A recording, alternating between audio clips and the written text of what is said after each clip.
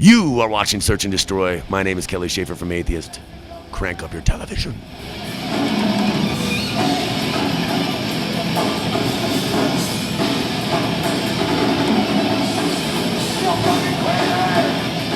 Well, it's been certainly everybody's had an opinion, which is the most unique thing about this album compared to the other ones. I've never been judged so many times, musically. But it's been, a lot better than we thought it would be. I thought for sure that no matter what we did, at least half of the people would hate it. And fortunately, I'd say it was about a 70-30. A lot of people are always going to not understand our music for a couple of years. So I think all the people that kind of didn't get it, in 3 years will kind of get it, because there's a lot of little shit on that album, and you can't just listen to it once and kind of get it all. So sometimes when people review records, they only listen to it once, and then they pass judgment and write about it when they're not really giving it a fair shot. So you can't really do that with Atheist, I think, but predominantly it's been good.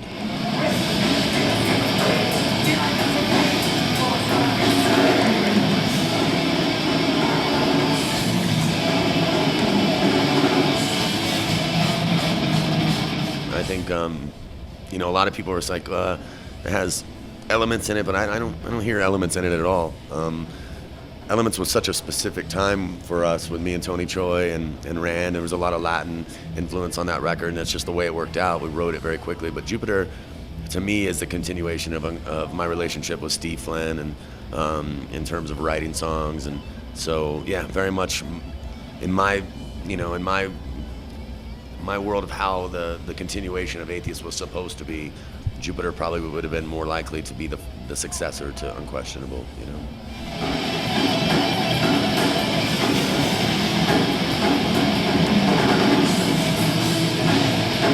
Flawless. It was really effortless, and I ended up with an hour and a half's worth of riffs left over.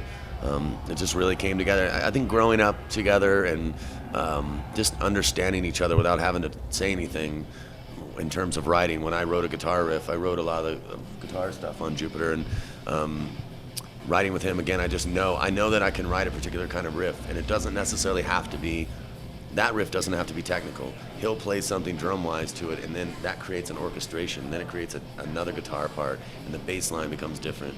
And then all of a sudden, we have 4 different parts cruising together.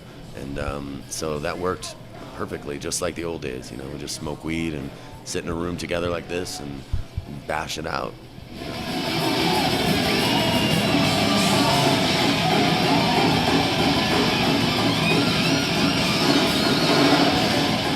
We did this one digitally.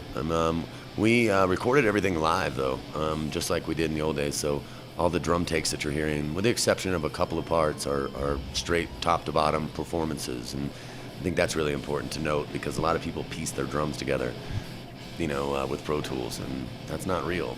So what you're listening to drum-wise on the album is real. So that enables us to put the music on top of it, and just makes it sound more rehearsed and more like a band, instead of some studio concoction.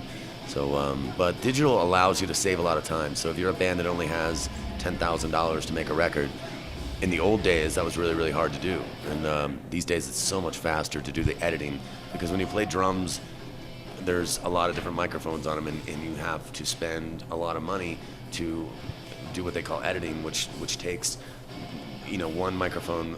A tom will be bleeding through that, so you have to go through each one of the microphones and eliminate everything else. Digitally, that happens very quickly, so that saves thousands of dollars. And so there's a lot of positive qualities to digital, as long as you don't depend on it. You should be able to play that song top to bottom live without any problem.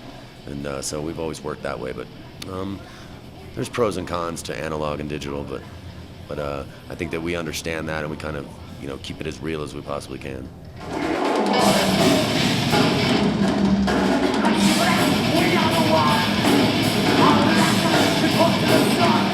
I remember as soon as we finished Piece of Time, we immediately started, practicing again and started writing. The Formative Years was one of the first songs we wrote. Enthralled in Essence, those 2 songs came out first, and it was we just kept going. It was really, there wasn't a lot of time between the song Piece of Time and the Formative Years, except that we heard ourselves in a different way.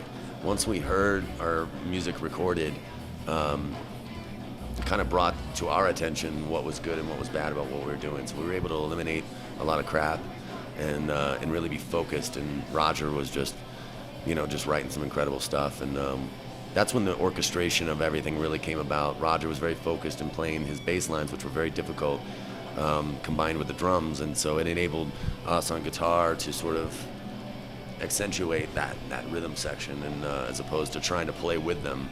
We played outside of them, and it creates a bigger sound that way. Much the way horns and violins and cellos all play together in synchronicity, and it creates a larger sound. So we've always kind of done that, and so it was a really good time, and again, effortless, the way it should be. It should be, it should flow out of you pretty easily, and it did.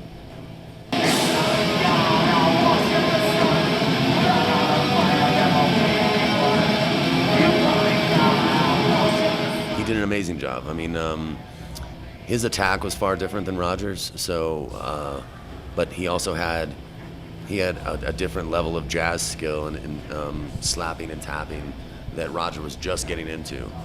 Had Roger stayed alive, he would be, he would have been monstrous at it, because he was just experimenting with tapping, and his fingers were so strong, and he had so much attack on a bass. I've still never seen anybody just fucking eat a bass up like that. So Tony was a little more articulate, and had a little more finesse.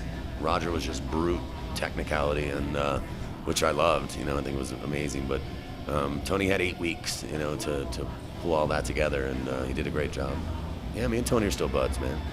We talk all the time, and I wish him the best of luck with everything. I think he just, he went through a period in time. I think he made a mistake. He should have made time for this record, and he didn't. And I think he'd be the first to admit that he wishes that he did. But yeah, we're still buds, and he's my brother. I love him, and he's a very talented guy. And I look forward to making music with him again. I really wanted to hear him and Steve make a record. I thought it would be, and I still do. So in some capacity, we'll definitely work together again.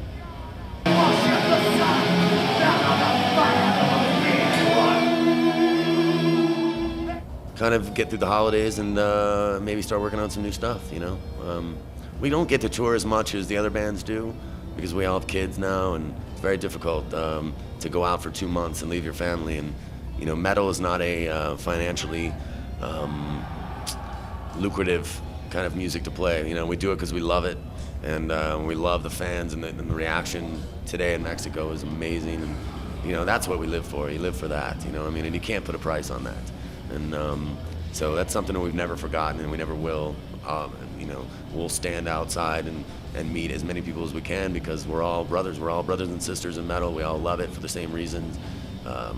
It's the soundtrack to our life. So we enjoy, just playing, and we enjoy people enjoying it. So that's kind of our pay, But it's been a lot nicer than it used to be. At least we can afford to do it now, and it's done on a different level than back in the day.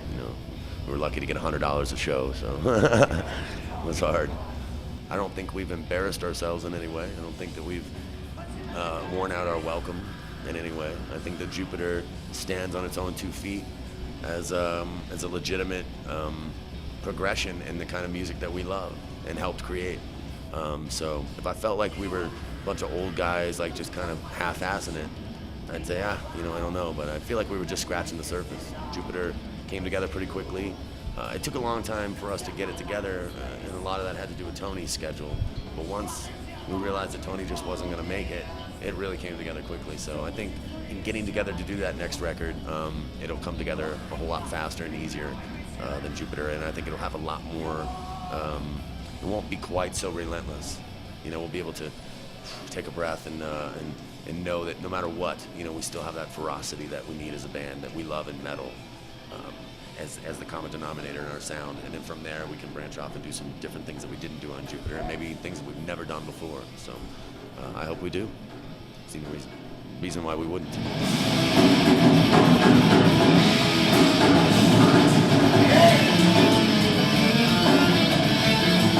It's got to happen, I think. It needs to happen on some, even if it's 10 shows.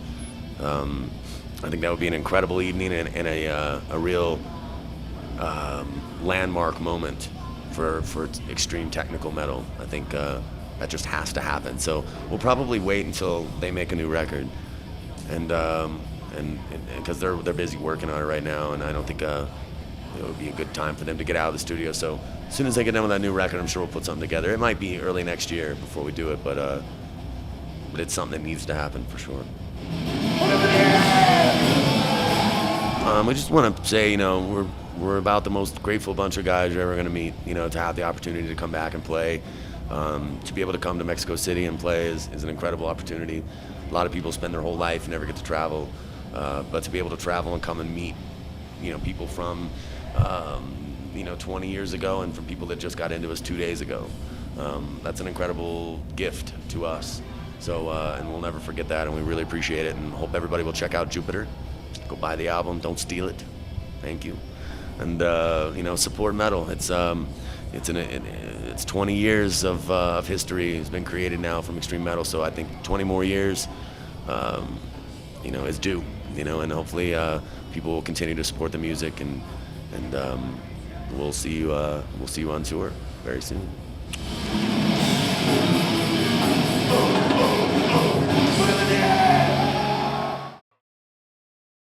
Search and destroy.